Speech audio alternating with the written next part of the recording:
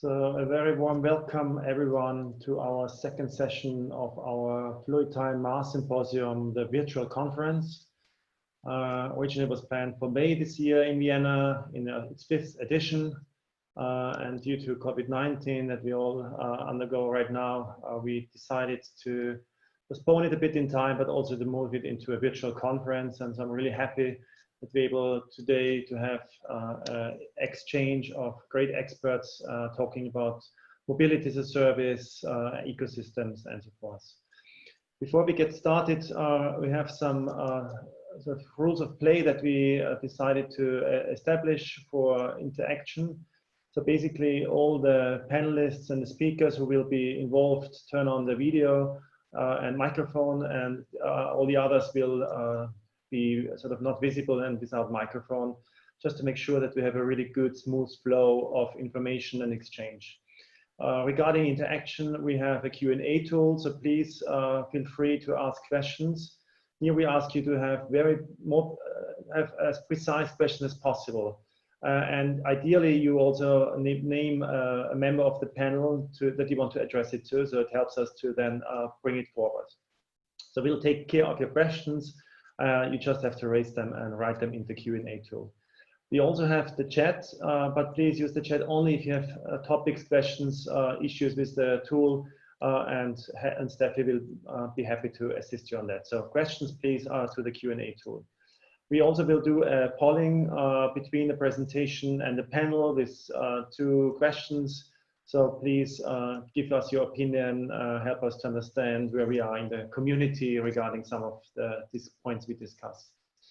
As mentioned, if there's any technical topics, please address them to Steffi, and she will try to help you. Last but not least, we will record this session just for your information.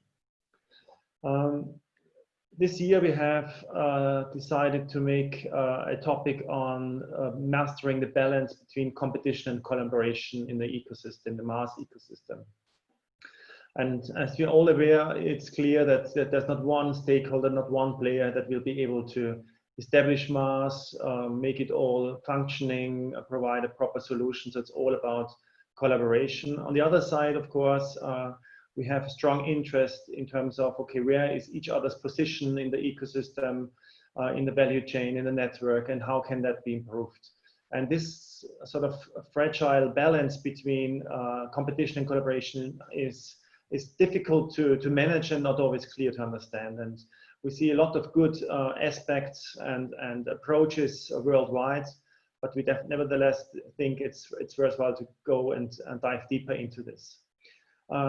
This morning in our first session, we were talking about the framing of our ecosystem. So who are the players? How do you visualize the network of our ecosystem? How can you use this visualization? But also about competition and how regulatory bodies can assist us in establishing and bringing forward and developing such an ecosystem. So this was in the session 1. What we see is one such an ecosystem, and this can be very, very local, can be even just part of a neighborhood. It can be rural, but it could be also, of course, on a sort of a bigger scale, on a national scale. What we see is once such an ecosystem is established, and you see the stakeholders interacting and starting to work together in order to deliver mobility services.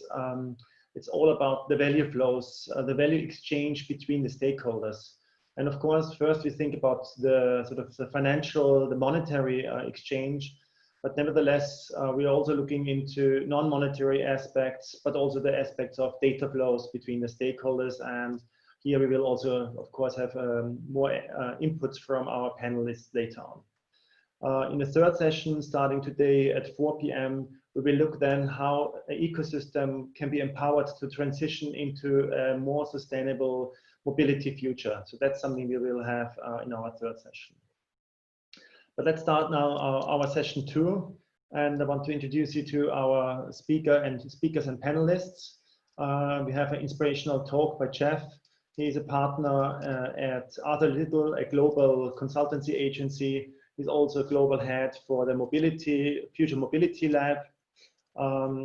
Arthur Little is also well known for the Future Mobility report that they're doing together with the UITP It's already out in the 4th edition, so really in-depth analysis and a great form of reading.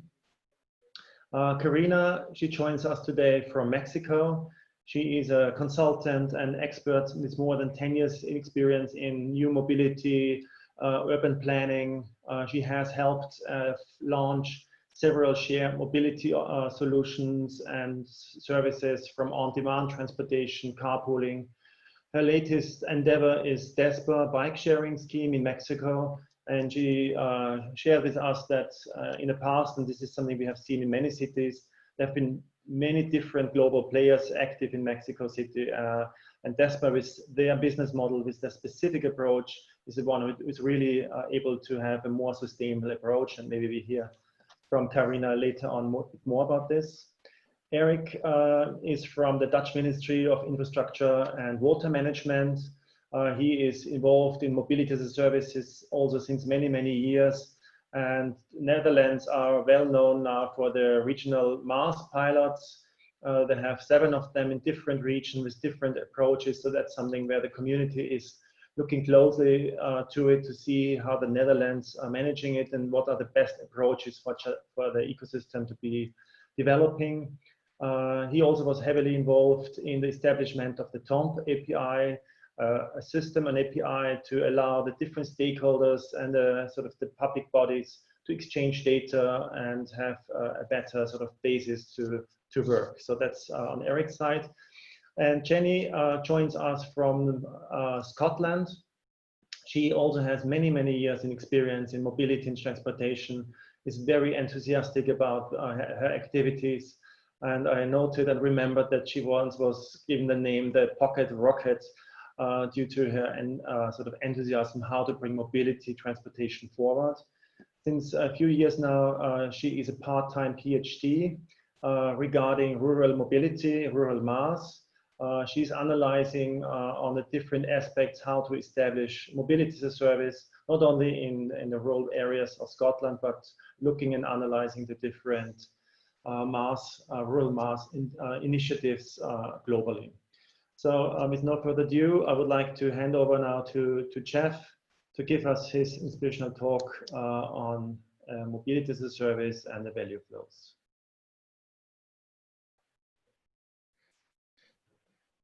Thank you very much, Michael. Do you see my screen? Not yet. Not yet. No, you should see it. If it's... Yeah, perfect. Yeah. Very good. So, very happy to be here. Thanks to the invitation, Michael. Looking at the timing, I hope I will be able to cope with the challenge of keeping you all focused after dinner. So I will try to do my best. So what are we going to talk about today?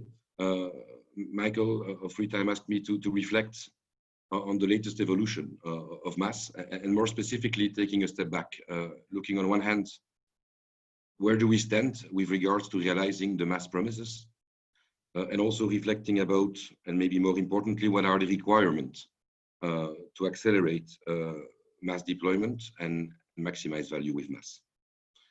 As you all know, MaaS is still very much in building stage. There are many different discussions ongoing, and to be honest, no one has all the answers yet.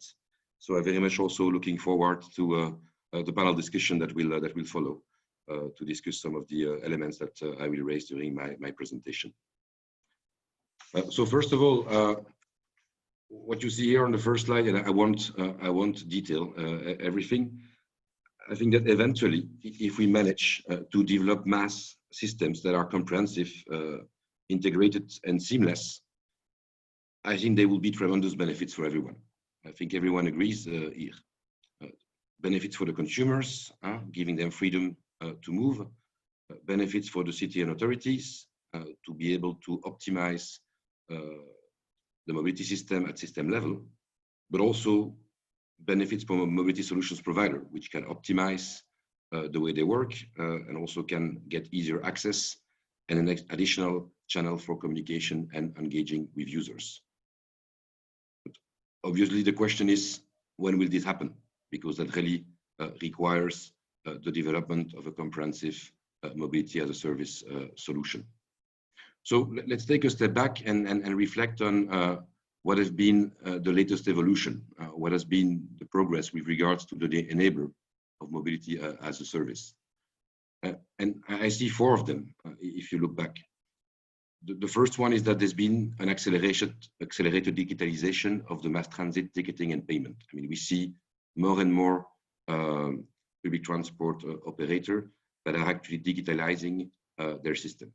We will see after, obviously, to which extent that contributes or not to mobility as a service, but it is an essential element, given the fact that mass transit is always going to be one of the backbone of mobility as a service. What we also see is that there's been an enlargement of the mass technical supplier base. I mean, a few years ago, there were only 2 or 3 players which were actually providing solutions for mobility as a service. And now we see that the number of players has increased, but also we see that there are players that are also active in some of the underlying building blocks, such as data analytics, predictive analytics. I mean, there's a lot more things that are available. Question, of course, is how to put those things together to develop a system that meets your objective. But we see that there is much more activity into this in this market from the supplier base. What we also see is that, and I think this has only accelerated with the COVID-19, is that mass is top of mind of policymakers. And there are interests not only to frame mass, talking about data sharing or talking about regulation of mobility solutions provider, but also there is an increasing number of authorities that wants to enable mass by working on public data lake, by developing their own backend, launching pilots. We will speak later on with Eric Mink. So a lot more activity from policymakers, and that's one of the preconditions, obviously, for mass to be successful. And then finally, this is also something that has been increasing, we believe, with COVID-19, is that there is more openness from authorities towards new mobility solutions provider. It's not always like this, but what we see is that in many cities, also driven by the role that some of those MSP have had during COVID-19, there is an increased consideration that MSP are actually part of the solution. And I think that's important. It was mentioned already this morning. I mean, realizing mass requires collaborations between public and private stakeholders. And I think getting a bit closer, getting a better understanding of each other is critical to make it successful. Now, if we look at the market, we also see there's been quite some evolution over the past year. Even though we can say that mass is still something that is embryonic, what we see is that there has been acceleration of the deployment of mass in Europe and worldwide.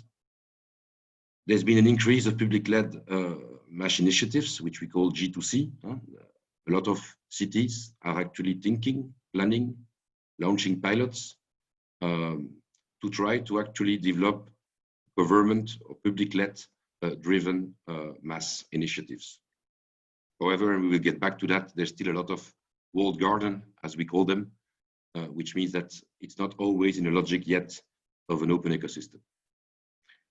There's been as well some good progress in the B2C mass platform. I mean, we see players like WIM, for instance, that are now in 5 cities. We have Ubigo. I've seen Hans, you are with us. Just a second, I have someone calling me. Oops, voila. So we see Hans, you're with us as well today. You will soon be in 2 cities. And we see as well, I mean, several other actors, for instance, in the US that are expanding. So that's quite interesting indeed to see this progress. The question is it going quick enough? And what we also see, and Jenny, I think you will be able to also speak more about this later, is that there is also the emergence of regional or even rural mass initiatives. I mentioned a few of them on the slide. There are many more. And that's quite interesting because mass very often is actually, I mean, the overall principle of mass is very much articulated around city centers or around cities. But actually, if we want mass to optimize mobility for everyone, we should not also forget the rest of the territory. And then finally, we'll get back to that as well. Interestingly, there is also the evolution towards B2B mass offering, which are often linked with fiscal incentives. I mean, in Belgium, where I live, we have the mobility budget, and we have actors like Skipper, for instance, which are proposing B2B mobility as a service, along with actually other services to companies, which is also bringing another interesting view on mobility as a service. But the reality is that if we take a step back, current behaviors still have a lot of limitation. Let's be honest. I mean, time to market, the deployment of MaaS platform are not going as fast as we expected. There's been a lot of challenges to actually go quicker to market, mainly driven by indeed the unavailability of data, the unavailability of ticketing APIs and payment APIs, etc., etc. The user adoption, I mean, as you remember, one of the principles of MaaS is actually to move people from a logic of being only owners towards a logic of actually using mobility plural as a service. I mean, it hasn't yet found little traction, and even in cities where MaaS is already quite mature, it still only represents a small percentage of the users that are using mobility as a service.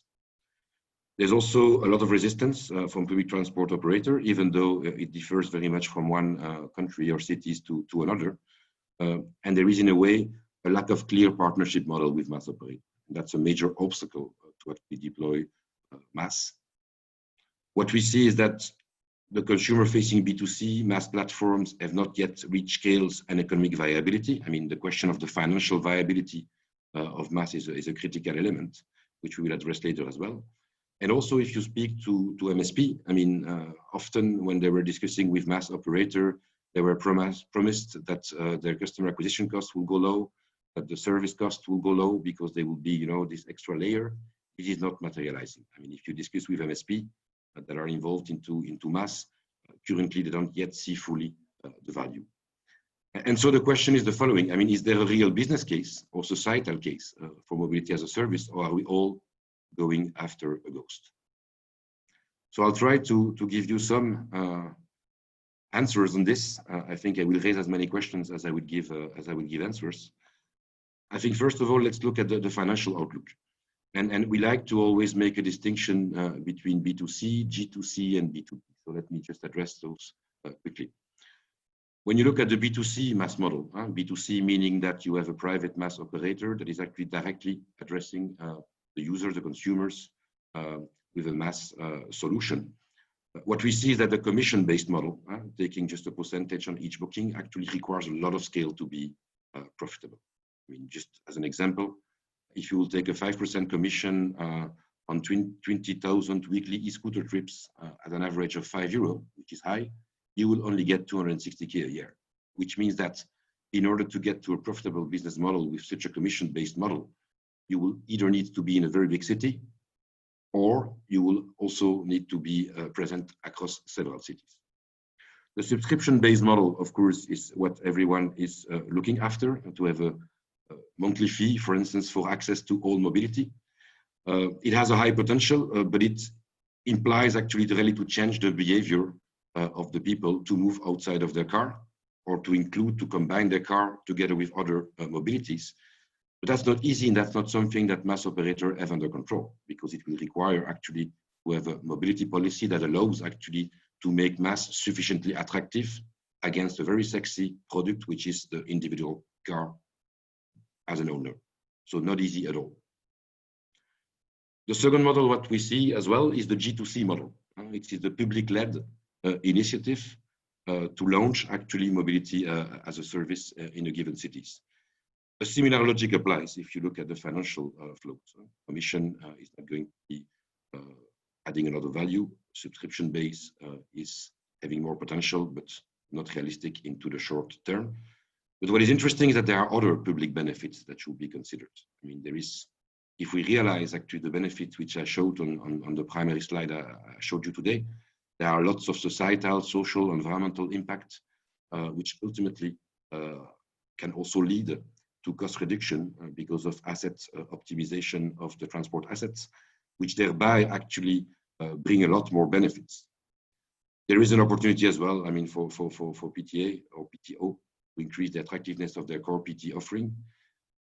And actually, I'm very positive actually for the G2C model, because I believe that if it is based on an open model, which is a precondition, That means that it needs also to be open to third-party B2C player. It could accelerate MaaS B2C. And then there is the B2B model, which is quite recent, could be also G2B, which is quite interesting because it actually generates revenues from day one. Because actually we're not talking about commission-based or subscription-based, we're talking about proposing mobility as a service, but additionally to drive revenue through additional business services such as managing mobility accounts for company, managing travel expenses, and what we see is that the actors that started in this field are already profitable. But so the overall question, I mean, often when we speak about the financial viability of MaaS, I mean, one of the key questions that I would like to raise also with the audience is to which extent should it not be subsidized? Because actually, if we manage to actually reach all of those public benefits, then at the end of the day, we are solving an issue of mobility. And this issue, actually, why would it not be partly subsidized by the public money? Short introduction on COVID-19. I mean, we made a report that you mentioned, Michael, before about future of mobility post-COVID. Actually, if MaaS would have been a reality, it could have been very useful to actually increase resilience of our transport system because of helping the users in making good choices across mobility options and actually building resilience. The reality is that it did not help because at this stage there is not sufficient penetration and sufficient adoption of MaaS to be successful. However, as we could see from the benefits highlighted before, if MaaS is properly framed, it has the potential to actually positively contribute to having more resilient, sustainable, and human-centric system. So I think there is an opportunity, I mean, in this post-COVID-19 time, to actually re-insist and refocus on mobility as a service. Now, what are the prerequisites? I mean, what is required, in our view, to accelerate MaaS deployment and adoption? And we see three prerequisites. And the first one is actually data sharing regulation and open ticketing and payment. I think it is critical to have data sharing. And you see, I didn't say open data, I said data sharing. That means it's sharing the data under condition, one of which being reciprocity.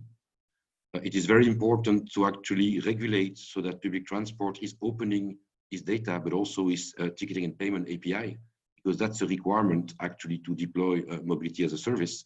But it is also very important that actually this regulation applies to all mobility solutions providers, because if we want really MaaS to be successful, it needs to include all the modes. And to include all the modes, it requires everything to be shared amongst everyone, with clear rules, obviously. Second element is the market model. There's been lots of discussion about market model. I mean, some of you may remember a presentation I did last year in MaaS Symposium about the different market model.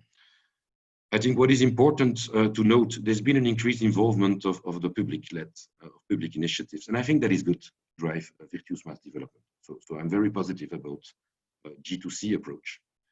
But it should not be a off question. It should be an end question. So public-private collaboration is key for MaaS. And so that means that those public-led models, it is important that they are not closed, but that they are open, so that third-party B2C or B2B MaaS platforms, under fair condition, of course, can actually access to this MaaS platform, and that there is bidirectional data exchanges, so that at the end of the day, there can be even more player, even more power to actually make the MaaS promise. And then finally, what is extremely critical is that mobility as a service is not just an app. I mean, you will not manage to make mobility as a service attractive and position it as an alternative to owning an individual car only if you don't also invest into physical service. And I think someone made a comment on this morning as well, that the digital and the physical layers must both be delivered consistently. And that is very critical. So the role of public, we always discuss about data. We also need to discuss about infrastructure. We also need to discuss about increasing the quality of mobility services in the city, ensuring that the right mobility solutions provider are coming so that we can build a system that is sufficiently attractive. And then only then, if you have a nice app, which includes everyone, you can actually drive behavioral changes. A few other elements are also important forward-looking. I mentioned already the city transportation policy.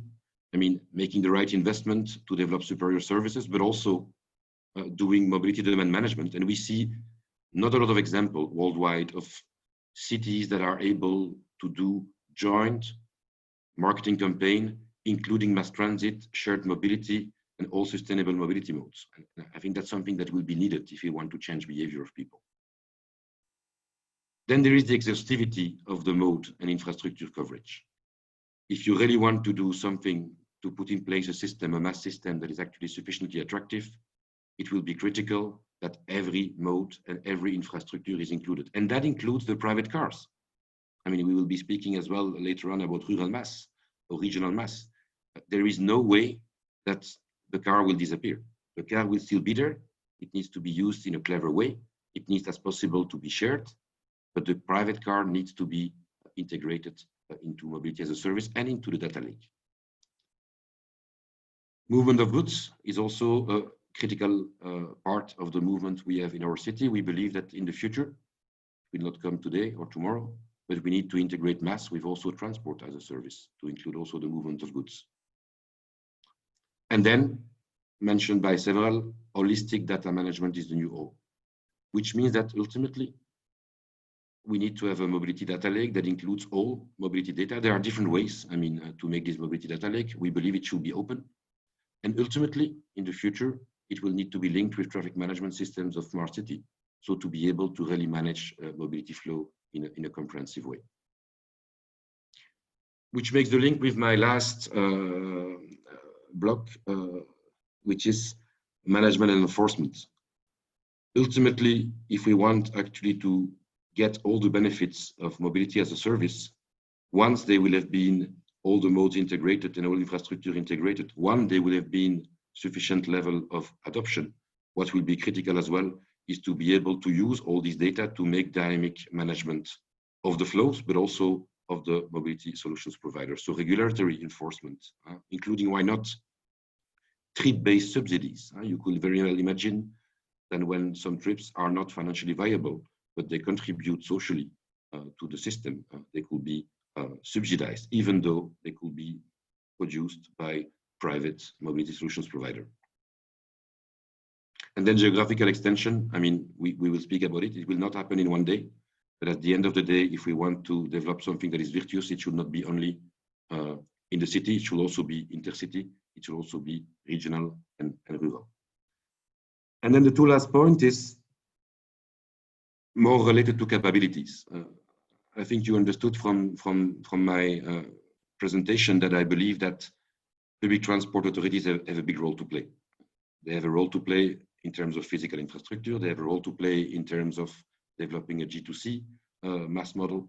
They have a role to play in terms of management and enforcement towards the mobility solutions provider. And that requires them to step up in terms of capabilities to be able to govern mobility. But this governance, and this will be my last point, it should not be only led by the public, in my view. I mean, what we see is that making this happen will require integration of public and private stakeholders. And one idea which could actually be developed in the future is really to develop a unified governance. That means a governance that will include, of course, people of the public, and they should be, of course, leading the pack, but also private stakeholders, representative of the society at large, to actually govern mobility comprehensively. And the conclusion is that collaboration and mastering the ecosystem play, I mean, is really what will matter most to create shared value, because there's lots of value, as we could see. If we manage to put this together, there is a lot of value to be made. What you see here on the next slide is a picture of what this unified mobility management system could look like, while ultimately you will have an open ecosystem, you will have a unified mobility governance, you will have standards and protocol for data exchange that will allow actually to have bidirectional data exchange, including all modes and infrastructure in the cities and in rural area. And you will have a mass backend that will include a master mobility data lake, that will include all the key building blocks for mobility as a service, but also for transport as a service, as well as all the key building blocks for urban mobility management, and for regulatory enforcement. And then you will have several front ends, some of which will be managed by public authorities or by public transport operators, some of which will be managed by private operator. They might have plethora of front ends. I mean, depending on who you are and depending on your needs, you may have different front ends or different needs. And also, there needs to be a front end for city government to actually regulate mobility.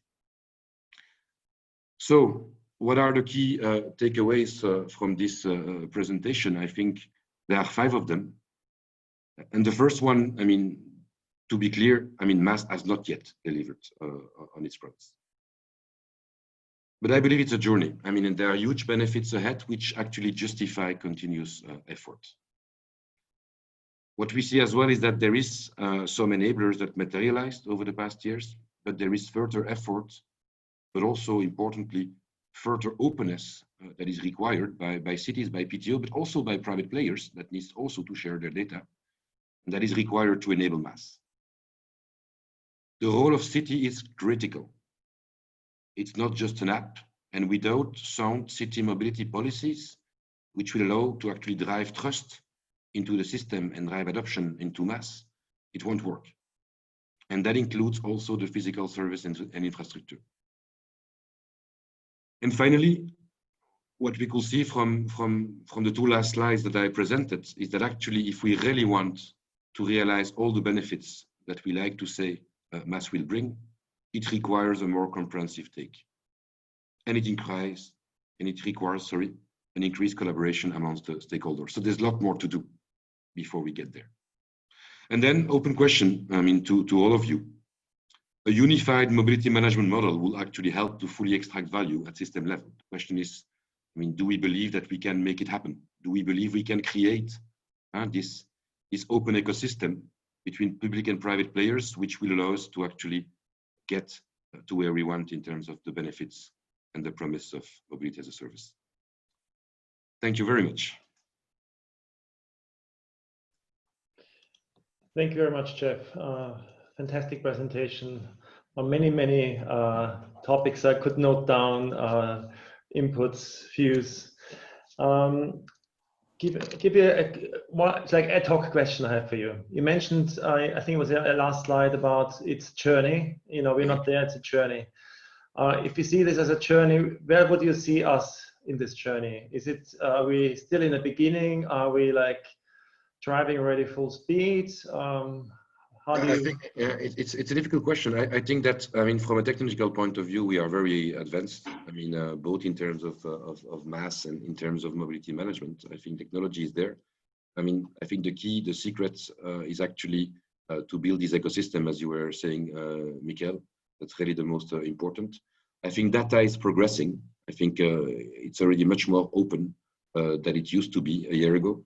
But we need to accelerate. I think in Europe, indeed, national access point, etc., can help to accelerate. And I think it's a question of mindset. And so I think we are far from having systems that are good enough so that actually the users will ultimately completely change their mindset. And there's lots of work to be done before to put actually the conditions for it to be successful. And so I think we should stop discussing too much about business model, and we should get into action, and we should get into collaboration to prove actually the value of MaaS. I will say we are halfway. Okay. I'm an optimistic person. Okay. We're also getting some questions in, so please, you know, any questions you might have, please write them down, and Steffi will look at them and also frame that for you. Also from the panel, if there's any immediate question to Jeff, just feel free to do that. But before Steffi raises her question, I have one more. We talked a lot about also the public-private collaboration. That is a really key aspect. And of course, when we talk about data, we have some sort of understanding how this data exchange can take place. It's a mutual agreement. You will also hear, I think, from Eric some of his expertise or experience from the Netherlands. Beyond the data, or let's say beyond the technology, what are other aspects that we have to think about when we talk about private public collaboration in terms of like organizational, regulatory? What does it require to sort of really get it into this operational mode? I think data is critical, as mentioned. I think infrastructure as well. I think there's one thing we don't speak enough about is the intermodal mobility hubs or mobility points. And I think there's also a lot of public-private collaboration that might be relevant there to build actually the multimodal infrastructure. And then the governance, ultimately. Because if we all agree that different modes have all the roles to play, then we need also to find a way to dynamically govern this. And I think that getting into this unified governance model, or whatever you want to call it, I think is going to be critical to the future. Okay. Steffi, how are we doing on the question side? Yeah, we have quite a lot of questions, Jeff. So I think I will start with the first one from Christian Liebchen. He asks, regarding the ride pooling as part of mobility as a service, Jeff, do you believe that it will deliver prior to the moment where driverless cars will be available? You repeat the end of your question? I'm sorry.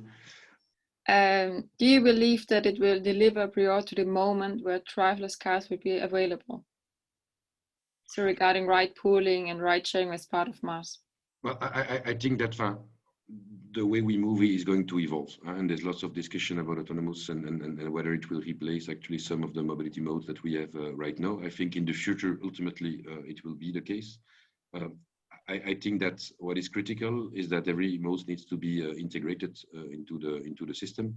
And ride pooling, I think, if you look at projections and some studies, I mean, some people say it might actually not grow as quick as some of the other mobility modes, but I believe it's part of the solution, and that's interesting because it's shared on demand, so it should continue.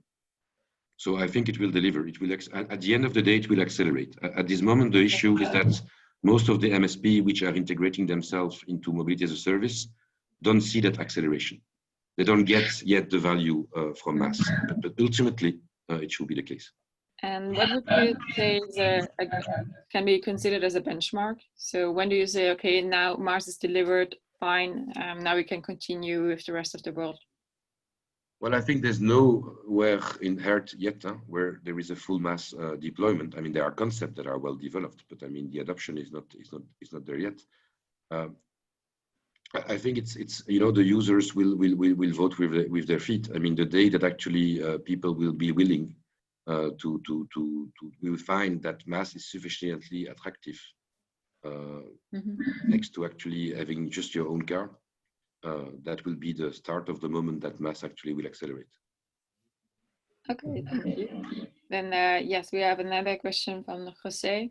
He asks if you think that a unified mobility management model, the main platform that makes all the clearing among different transport modes, as well as ticketing, payment, will be supplied by a single vendor. I think there's not one single vendor currently that covers everything.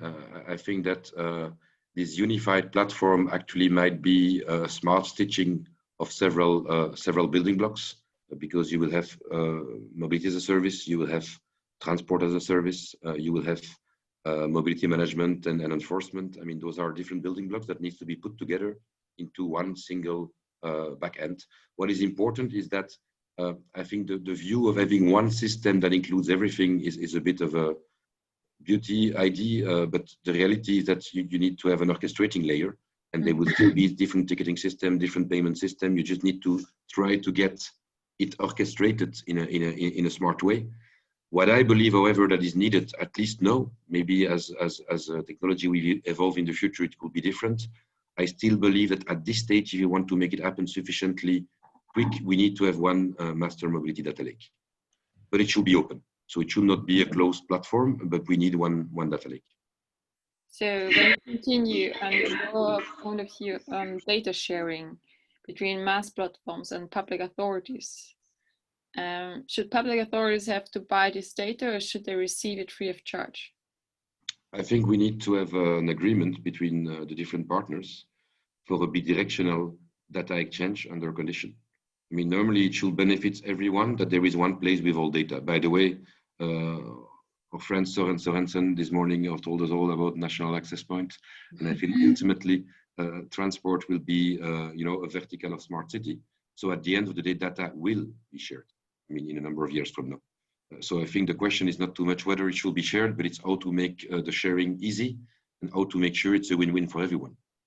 Because ultimately, I mean, everyone is speaking about ownership. You know, who's going to own the client? If I own the data, then I own the client. I think the answer is that the only person that owns the client is the client. And so they will actually vote with their feet and go where they believe there is an attractive system. And so I think all stakeholders need together, all the stakeholders at least of the sustainable mobility should actually all work together to make it happen rather than asking themselves who own the customer. There's one question which I think quite interesting regarding NGOs from Peter Katz. He's addressing and saying that we talk a lot about the government side, we talk about the business side to transport operators, but is there any role that NGOs or maybe even purposely sort of established NGOs could take in, for example, being in the aggregator role or maybe in the mobility management role? So rather, instead of businesses or governments having specifically established NGOs doing certain jobs within the ecosystem. Why not? I mean, I think the unified mobility governance, which is probably the most difficult things to put in place, there should be all stakeholders. And if there is an NGO that actually believe it can add value, why not? I mean, I think there needs to be representative from the society at large as well. It needs to be diverse. It will be very difficult to put in place, but I think it's totally possible. Also, what is important, I mentioned always the role of government.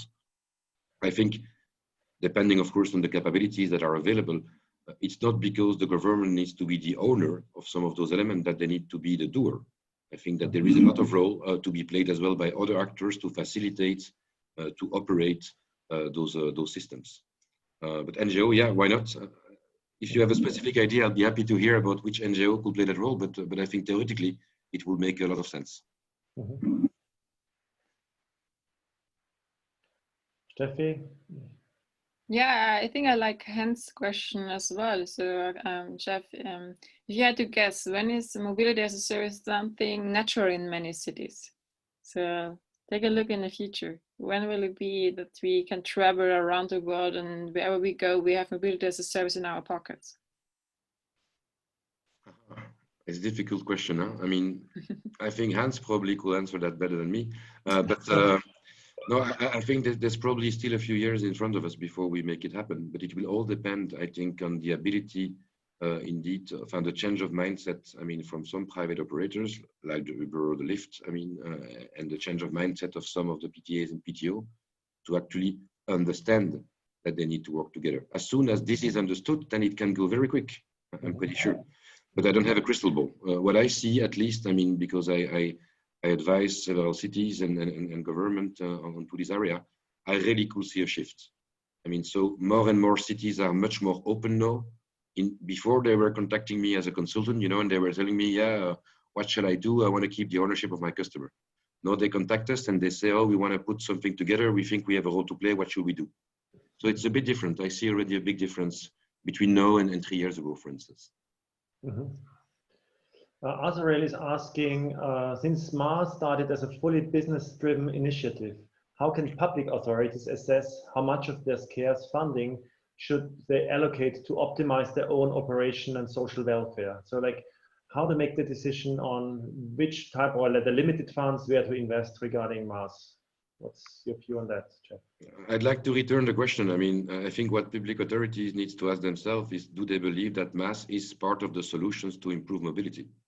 If the answer is yes, then they should invest as much as needed to make it happen, because it will be less costly than investing into new road infrastructure or in optimizing their fleet. Mm-hmm. So that is the true question that cities need to ask themselves. Okay.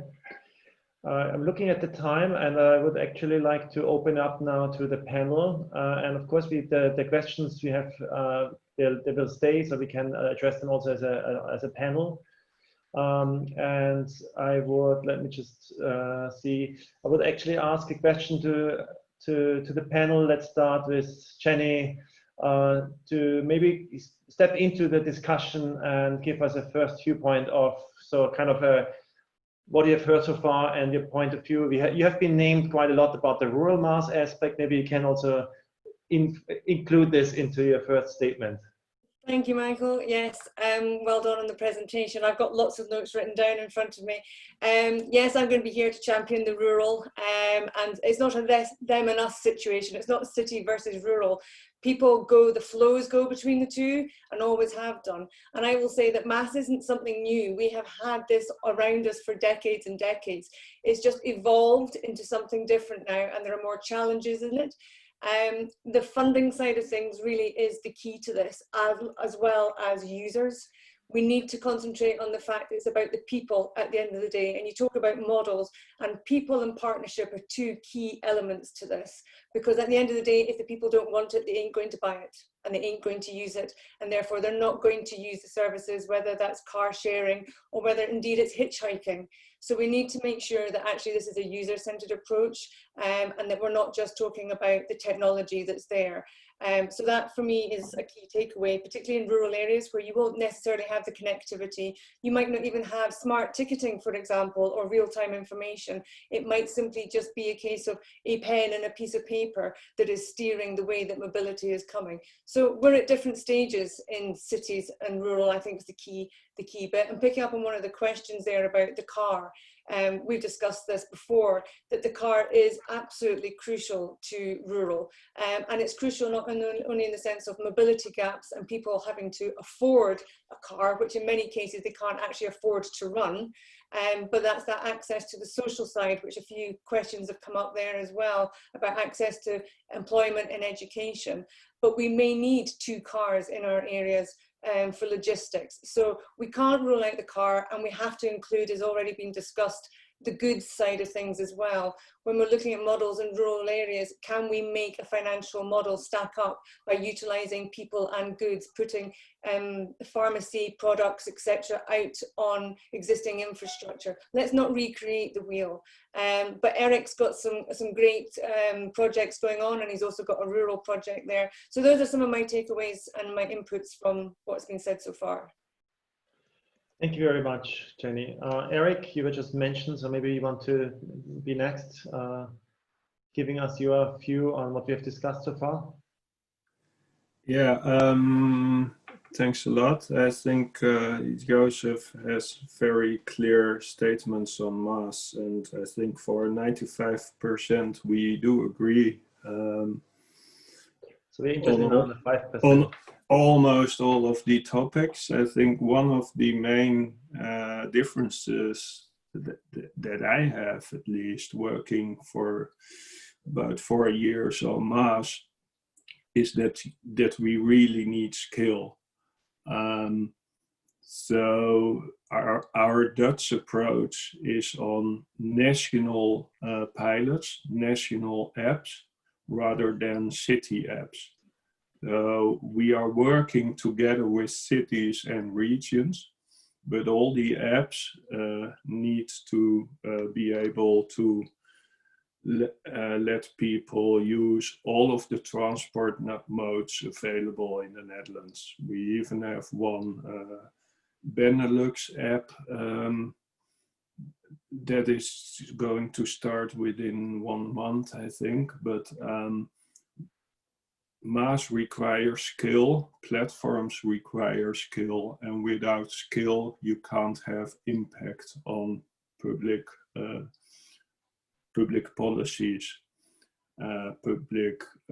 Policies such as social inclusion, sustainability, accessibility, or access of rural areas.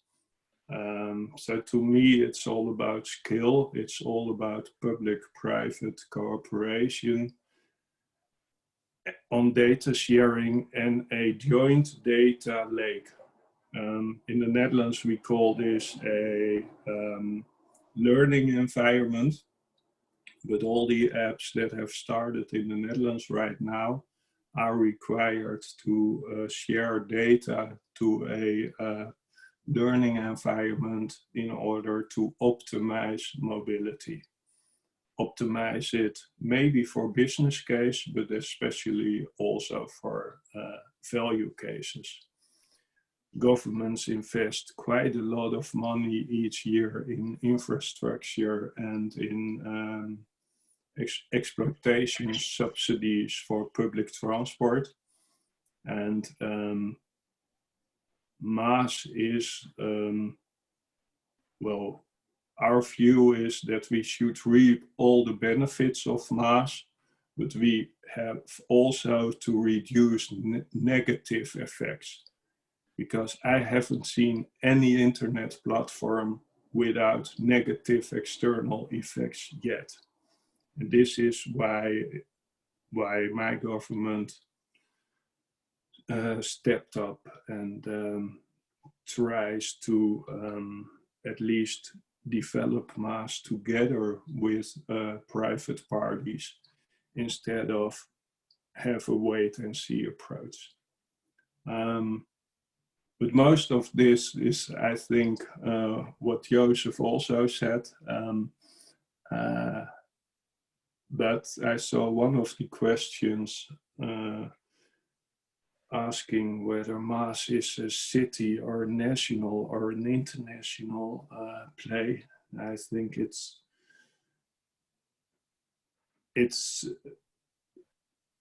also, this is about cooperation, but for skill, for business skill, you need at least tens of thousands, maybe hundreds of thousands users a day. And that in the Netherlands, then you are bigger than just cities.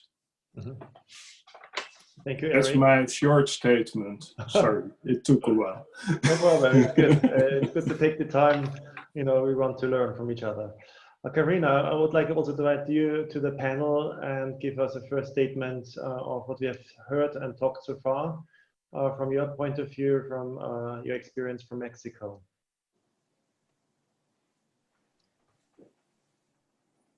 American cities are in another situation, but as Eric mentioned, the scale is very important. We have many scales, federal scale and the local situation. The Mexican ecosystem is very complicated. We have many mobility options in our cities as many different operators. Our main challenge is that between these operators, we have regular ones that have a permit provided by the government, and we have the irregular ones that you don't have in Europe mostly.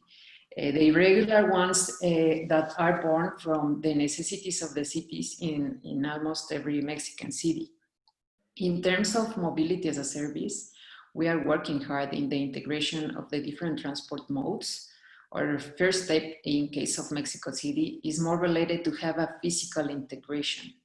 That means that at least services provided by the government are integrated with one card. You can use the card to pay all the public services provided by the government, and also the information system that you saw on the screens is also integrated. So we are making very good steps, but we have to work harder in order to integrate also the private services that we have in Mexico. As you know, we have many private services like Uber, like dockless micromobility sharing systems, and they are not integrated. Now, the only way that we can integrate with the government is by sharing information, data collection and all that stuff. And we are working hard on have better regulation processes to integrate in the future the private and the public information in one app or I don't know. We didn't have in the landscape of what is going to be, but we are working on that area. So this is the case of Latin America to have a landscape of how it's working there. And thank you very much for the invitation. No, so you're welcome. I have a question regarding DEZBA. Is that a private initiative, the bike sharing scheme? And how much is that? How much is sort of from DEZBA the cooperation and the integration with the public schemes? As I said before, we are right now with developing our own app, and the integration is only by data. The regulation processes in Mexico ask us to give and provide data, and that's it for now. Okay, great. Let's go quickly to the topic of data, and then I would like to also at a later stage now again come to the topic of like the sort of subsidies, financing, and sort of this type of exchange. There was a question from Felix asking about, so what are the steps if a city wants to develop a master mobility data lake? Or maybe Eric, you can add something to this from your experience from the learning platform in the Netherlands, or Jeff maybe to add as well. Yeah, I think first of all, it's quite important to have an incentive for private parties to share their data. That can be obligatory in law, but it can also be the fact that your data will be enriched with other data, and so you are not the only. So you are becoming wiser by sharing data. And the other thing is privacy. It is quite difficult, even for governments, to make sure that sending the relevant data to a data lake is secure. GDPR is great, but it also means that you have to do all these privacy assessments, and you need data transfer agreements between governments and private parties. And that has given me headaches, and is still giving me headaches. But we are getting there. We are almost there. And then the data lake has to prove itself. But mastering the data together will probably be much better than having one winner takes all mastering all the data. Being that winner takes all, being a government or being a private party, it's both as scary as 1984 of George Orwell. Yeah. Eric, as you have your microphone on. Oh, yeah, Karina, you want to say something? I have a question actually, because mobility as a service is a really hard business. We did not yet monetize the services that we are providing. I mean, for a dockless micromobility sharing company like DEZBA, it's really hard to the fare that we have is really hard to deploy in Mexican cities, because we don't afford to pay more for what. So how can mobility as a service monetize the services that they provide without influence the fare, or to give more money, to take more money from the users? Mm-hmm. Should be subsidized from the government? I think that could, I expect that could be an outcome. For example, if this data lake or learning environment shows to governments that public transport can be more efficient if you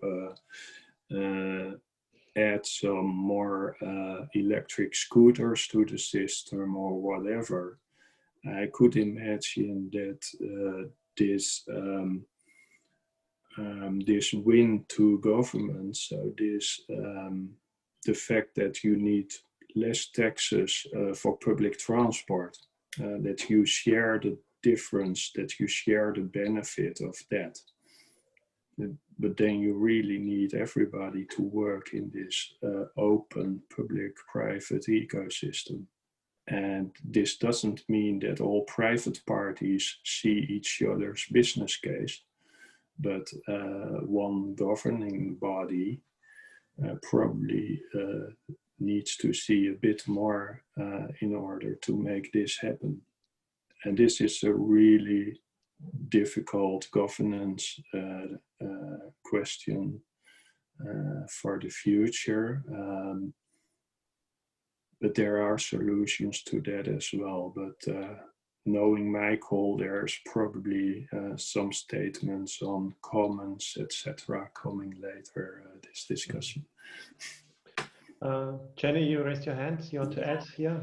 I was just going to say, I'm going to take it back a step. It's like, what do we actually mean by data? What data are we looking at? Because quite often people just get consumed on a particular aspect. I think the more important bit is actually mapping out what data there is, what data you need, where the gaps are. And quite often organizations have some of the data there already, but they don't realize they have access to it. So I think we actually have to go right back, and this doesn't matter whether you're urban, peri-urban or rural, it's actually identifying what data you've got.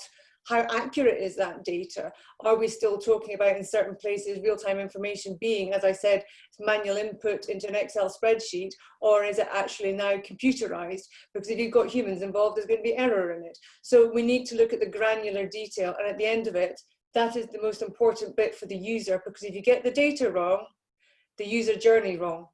So we have to really go back to that beginning of that data story to be able to, from my viewpoint, make that lake an effective tool.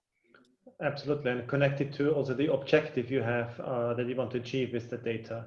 In this regard, actually, I have a question to Jeff, because you mentioned in your slides the connection between data and oil, and often I think, isn't it dangerous to see data as sort of the next sort of, let's say, big thing in terms of how you monetize certain aspects, because it could go in the wrong direction by saying, okay, I don't give away things before, because it could be better for me to keep it back because it has maybe some advantages. So how do you see this analogy? I think I very much like what Jenny just said. I mean, knowing what data you need, I think it's very important to clearly define the use case. And based on that, what is it that you really need? I think that's a very important element. That's why I think an approach like in the Netherlands with pilots and things like that allows to better understand what data are relevant. And then just also to agree with what Eric said, I think it's very important to have the right regulation, including definition on how you will actually treat privacy and how you will treat data security is super critical. What is also critical, I think, to make it happen is to define the right standards for data collection, data sharing, bidirectional exchanges. I think that's also very critical. Not to consider that just asking others to give you the data, but developing the right standards and protocols so that you can really exchange data, potentially real time as we progress. And if you get the governance, regulation, and standards right, then you need to select the right use case and you need to test and pilots and see what works. But do we have, coming back to Karina and Eric's answer, isn't this also a locked situation? So on one side, you know, from the sort of government point of view, we have to collect data in order to see, you know, if subsidizing micromobility could be a valuable part of growing sort of the mobility supply, so to speak. But on the other side, when you talk about private companies providing mobility offerings, the business model only works maybe in connection with subsidies, but subsidies will only come once the data shows its available part. But the data will be not there because mobility is not there. So how can you solve this starting situation, chicken and egg situation? Well, I'm quite optimistic on that, because it is not just the data of MaaS service providers that we rely on. There is much other data available.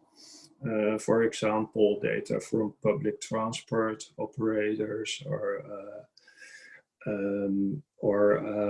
how do you call this?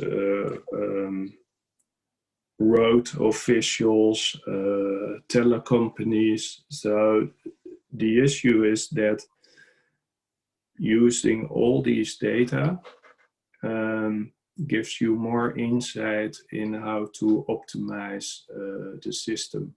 And you will see, for example, which public transport lines are not efficient and could become more flexible, for example, by introducing flexible buses instead of very long empty buses. And this is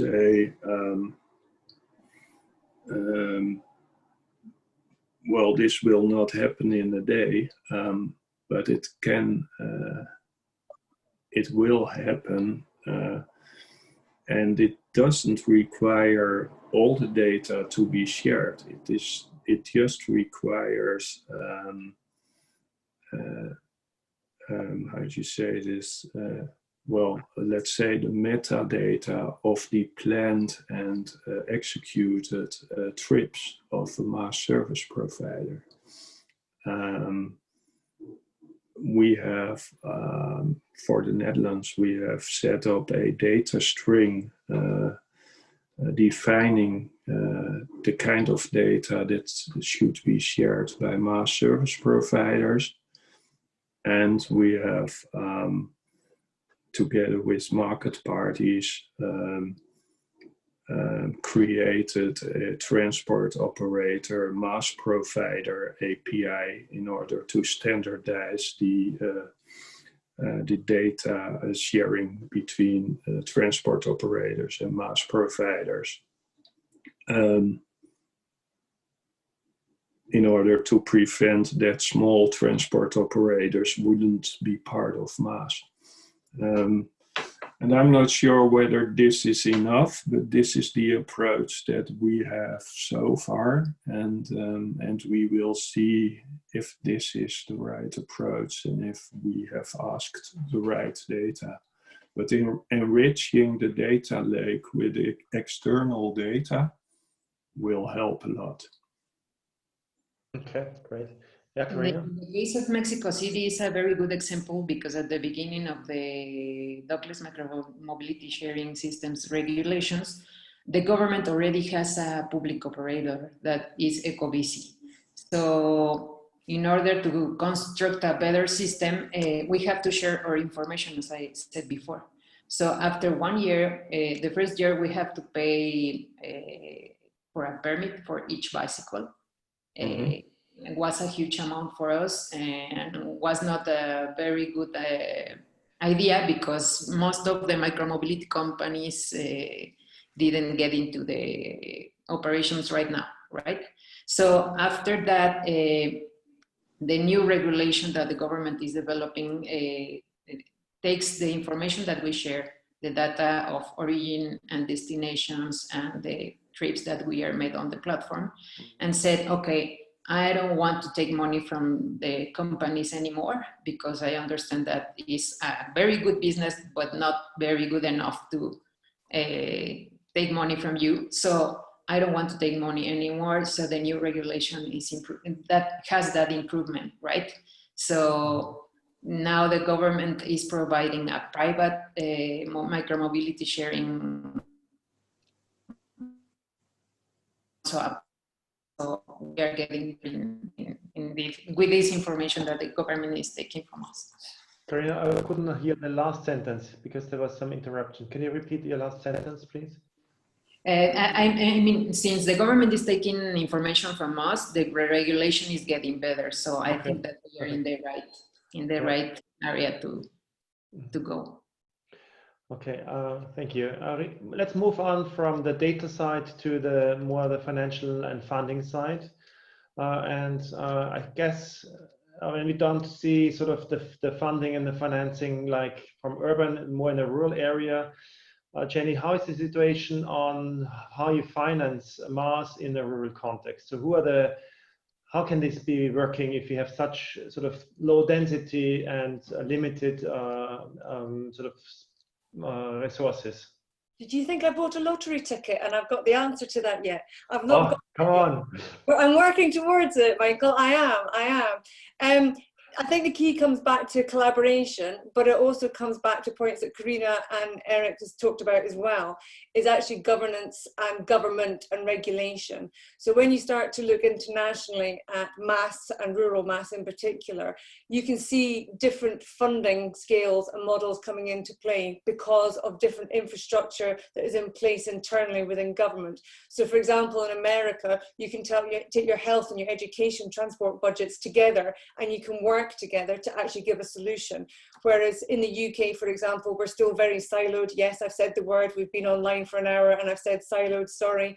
But that is the point. We are working in individual pots. I think to be able to make this happen, particularly for rural areas, we need to bring not only the stakeholders from health and social care and education and employment and universities and traditional transport operators together, we need to bring and allow within regulation for that funding to come together. So for me, the solution isn't going to be happening when somebody asked earlier on when we're going to have a MaaS in the back of our pocket. For rural and peri-urban areas, this is really going to be in the hands of governments throughout the world to have that structural change to be able to work together. And I have to say, COVID has actually helped that. You have seen organizations do things that they haven't done before, and COVID has rapidly allowed procurement of joint collaborative healthcare and transport projects to happen together. So the funding side of things for rural is going to be different. Subsidy levels as they are different. Urban areas are much higher subsidized than rural areas, which has an implication on what you can actually do.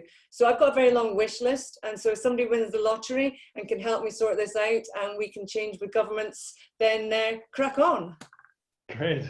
There's actually a question from Hans Arby that I think exactly points to that. He says, is it realistic to think that we will see more public funding in the mobility system, considering raising costs for healthcare, schools, etc.? Is that exactly also what you just pointed out by that you have connecting health and funding together? We need to work the funding together, because subsidy and finance from local authorities, government is, as Eric will know, it is restricted. So you can only do what you can do with the budget that you've got. So let's be sensible. I wouldn't use the word clever because it's common sense. Let's work together to maximize the impact and the opportunities that everybody has.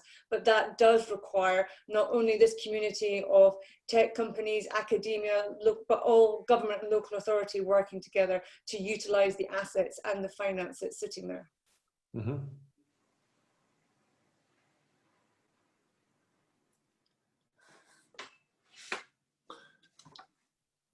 Meg, I think we don't hear you anymore. Eric, you have, I was saying, Eric, you are smiling, so I think you have something to add to this. And maybe also you can yeah. And also maybe just to add a question, just regarding like the collaboration between the ministries and the sectors. How do you see it from your experience within the Netherlands? Yeah, first of all, I think, well, maybe I have the lottery ticket, the winning ticket, the golden ticket for Jenny. And that is that probably in Scotland as well, there are public transport concessions or public sector obligation contracts. I don't know how you call this in English. Most of the time, at least for the Netherlands, these are series of profitable and non-profitable lines within one contract. And what I expect is maybe in 5 or 10 years from now, there won't be public sector obligations for transport operators, but there will be public sector obligations or permits, as Karina said, for MaaS service providers. And so you can require a certain level of quality for rural areas as well, a minimum quality level of transport or mobility. That is what I expect, and that could be your winning ticket. Yeah, but this requires active steering of governments, knowledge of data.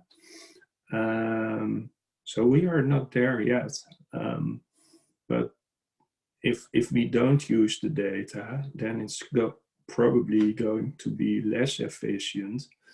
And one of the reasons that we work on MaaS is that public transport, although very crowded at peak times, has an occupancy rate of about 30%. So it's not efficient, and data can help making it more efficient. So I don't know, Michael. I think the data would help us in making things more efficient and doing more with less money. And I forgot your latest question from the audience, but we can address it. Steffi, maybe I'll hand it to you regarding the questions, Q&As. Oh, yeah. I think we stay with the data topic, and Andy just opened up the question about funding. Like Google offers free email in exchange for collecting data. Why not thinking about a similar approach for transport? Like we do it with the data for weather in cars. So could the data monetization fund transfer to make it free like email? So Eric, probably. So as you're quite open about data. This is a difficult topic, because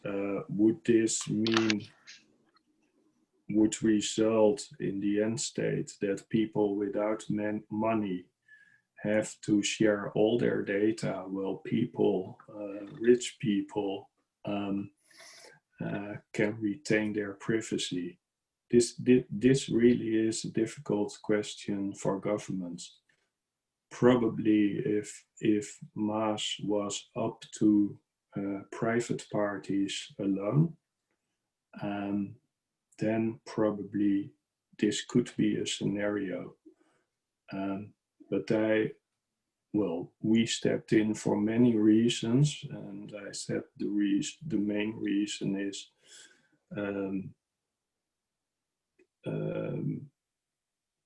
reducing negative external effect and using positive external effects. But privacy is an issue, and giving all your privacy away because you don't have money is, I don't think that the government will. My government probably will step in before that happens. Okay. Jenny, what is your opinion on data in exchange for free rides with the public transport or with bike sharing, for example? I think I didn't quite hear that. Who was that for?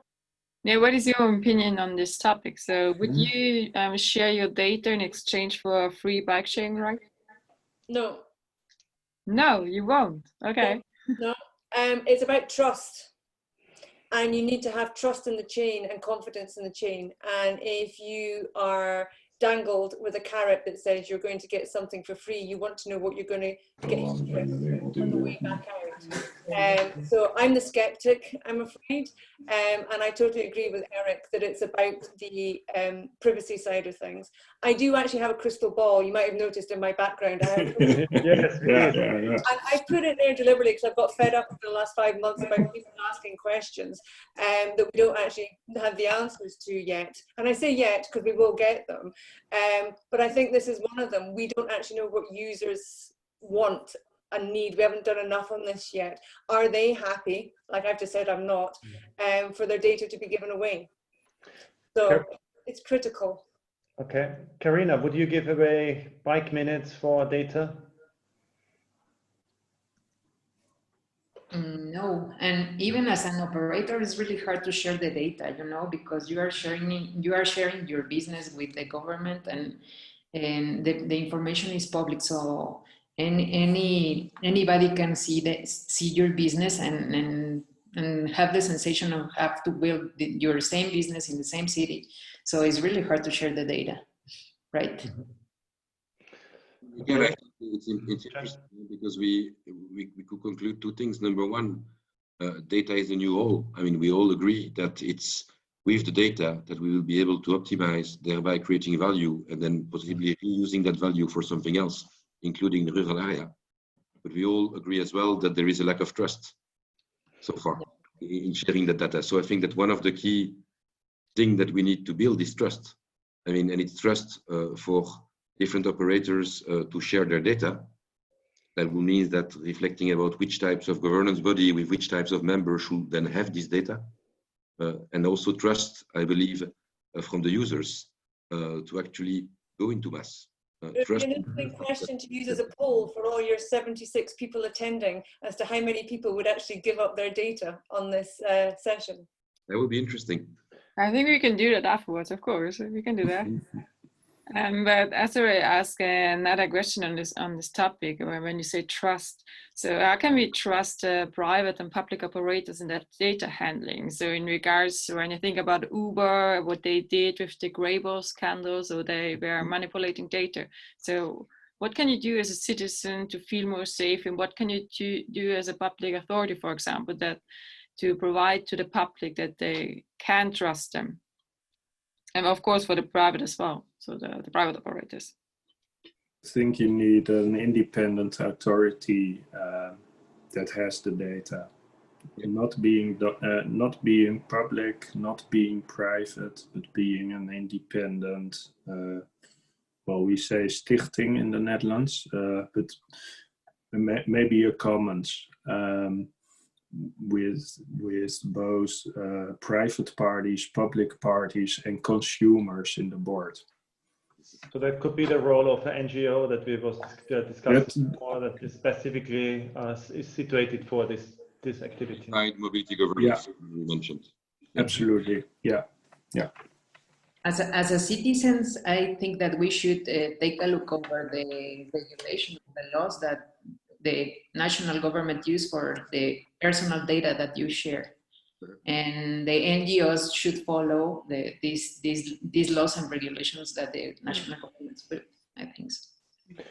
I would like to also ask the question from Azrael regarding the funding, which goes beyond, let's say, the typical subsidies. As I understand, he points out that in Japan, rural MaaS is heavily developed by railways companies that are focusing on the profitable sector of tourism. And when we talk about financing, do you see any other? So we have seen, of course, we have the consumers, they're paying for transportation to a certain extent. We have sort of the topic of subsidies, and the governments are fulfilling their role to have accessibility and so on. Do you see any other fund sources, possibilities, how the financing of such an ecosystem can take place, like tourism, for example, or any other? I think, Michael, the B2B model. For example, yeah. A very good one. Huh? Number one, because actually it's easier to change the behavior of a company than of an individual, because you are reaching more people at the same time, and you don't need to question yourself about taking a commission, or you just need to provide other services, I mean, for companies.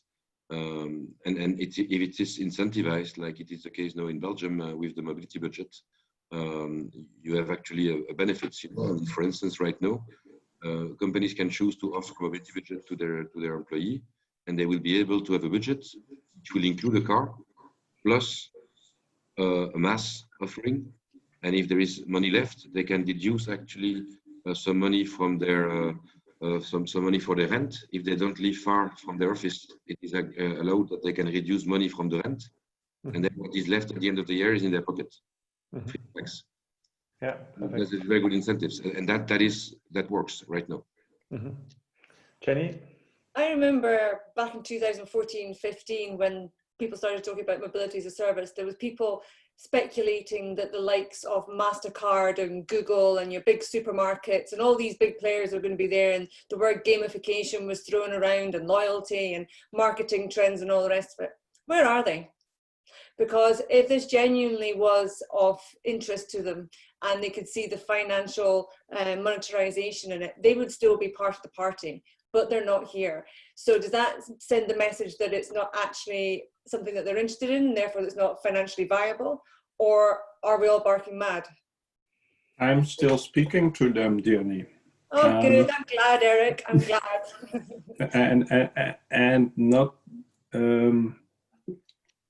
and not because I want to, because they want to.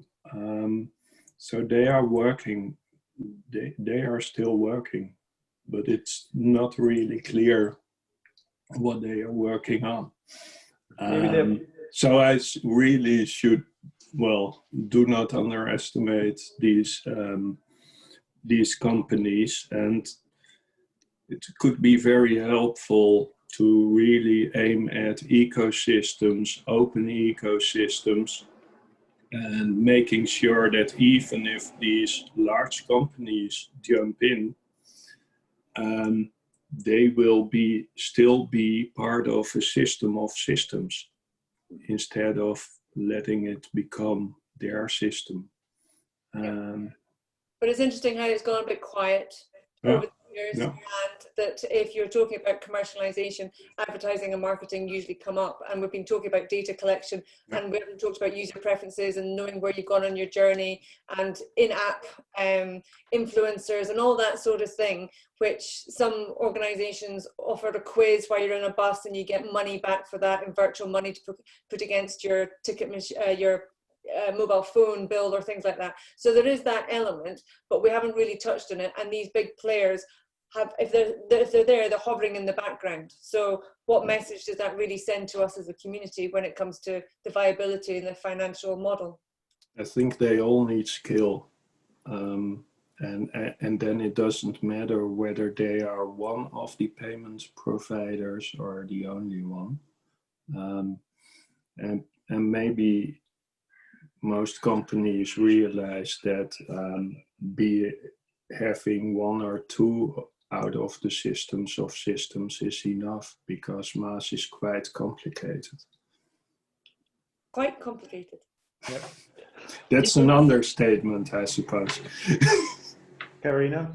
I think that we didn't know if the information that comes from mobility as a service in software or whatever is a gold mine. We didn't know how can we use that information. We didn't know if we can use the information to develop an algorithm to know where everybody wants to go or not. We didn't know if this information can be useful for autonomous vehicles. Maybe they should develop a crowdfunding to fund this thing and know if it's going to work. Mm-hmm. Okay, we're reaching the end of our session. We have actually 4 questions left, and we have 4 people in the panel. So let me do the following. I take a question, I hand it over to one of you guys. You answer it and give a final statement to it. Let's see, Jeff, let's start with you. There is a question by Joseph. In your view, what will be the priority mobility investment in a post-pandemic world? Did it change the priority in funds flow? So please answer that and also give a final statement, please, Jeff. All right, now an easy question. I think priority investment, will be in further enlarging the number of mobility solutions. Investment into infrastructure for bicycling is something very important, but also in infrastructure. And I hope that there will be more investment in intermodal mobility hubs and those types of infrastructure to make actually mobility more seamless physically as a key requirement for MaaS. And as a final word, I think that at the end of the day, what MaaS is maybe missing right now is critical mass. And I believe that if we manage to make sure that MaaS reach critical mass, we will solve a lot of the issues that we have discussed today. Okay. Thank you very much. Yeah, thank you, Jenny. I think it has been already addressed a bit, but let's just call it out again. Great call to include their own vehicle into a MaaS application. Does any of the MaaS providers already address this? So you mentioned already that going through the sheep herds or something like that, you need to have a car in a rural area. Are you aware of this? Do you know any examples? And of course, a final statement as well. It's quite a thorn in the side is the car, isn't it? Because at the beginning of the story of MaaS, people were about getting rid of the car. And now we're like, well, actually, we should keep the car, whether you're in a rural or urban area. So to answer the question, do any of the MaaS providers already out there? There's probably going to be somebody on this session that will jump down my throat, but no is the answer. And that whole ethos of owning the bike as well, that's something that needs to be taken into consideration, because we need to be able to, if you're in the Netherlands, it's great, you can travel with your bike on a lot of the public transit that's there, but in the UK it's very difficult to travel with your own bike. So ownership actually really isn't getting dealt with as clearly as it should do. My final thoughts, I'm hoping we're going to all see each other in September next year. That's my hope. And that my crystal ball behind me does actually give us a bit more answers. But I think, to quote Eric from earlier on, the more we share, the more we learn. And I think that's really important. And it's more critical when you're in rural areas trying to make things stack up and make an economic difference and a social difference. And something we haven't talked about is decarbonising and the environmental impacts. So if we want to conquer this, we have to work together, not separately. And it's not a them and us, rural versus urban. Let's learn together and come back in September next year, I think it is, and talk about it and make sure that we've actually made progress. Yeah, exactly. Thank you very much. Regarding environmental impact, it's a good point for session 3, starting at 4 p.m. So thank you for that note. Karina, there's a question for you now. What is your view on actual missing points about adopting MaaS to help users be aware of real private car ownership costs, incentives, gains in the app, marketing? What do you see as sort of the most likely impact for users? I think all of them, but first of all, we have to have this integration. If we don't have this integration, we cannot do anything. So to understand a little much better, in Mexico City, the 50% of the trips are made by public transportation. The quality is not very good, and most of them are saturated. So first of all, we have to invest in this to have a better quality, and then in the integration to have more incentives for the users to use mobility as a services. Great. A final statement? I think the main issue in Latin America is the investment. We have to shift from investment from cars to public transportation and then focus on mobility as a service. Okay, thank you very much, Karina. Thank you. Eric, you were mentioning about the negative impact on platforms just in the beginning. So maybe you can answer that, what you were meaning by this. And then, of course, I'll be looking forward also to your final statement.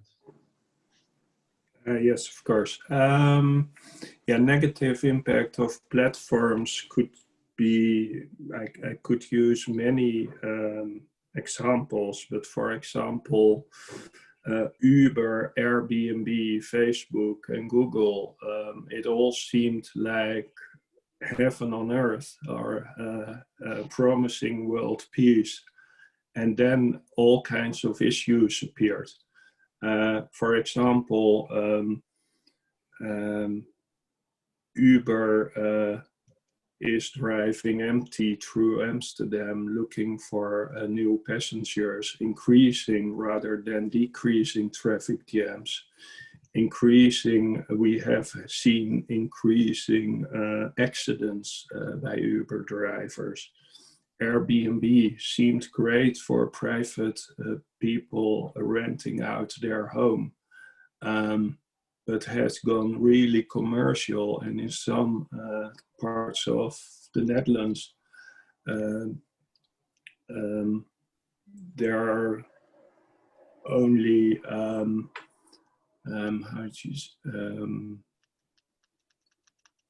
only tourists now being competitive on hotels, etc. Rising housing prices. So many platforms have unexpected effects, and you need to be aware of that. And then maybe, yeah, my final statement would be, MaaS is not just about business case. It is probably about value case, and value case is about public-private cooperation, about data sharing and working together. And this is maybe a statement that is larger than just MaaS.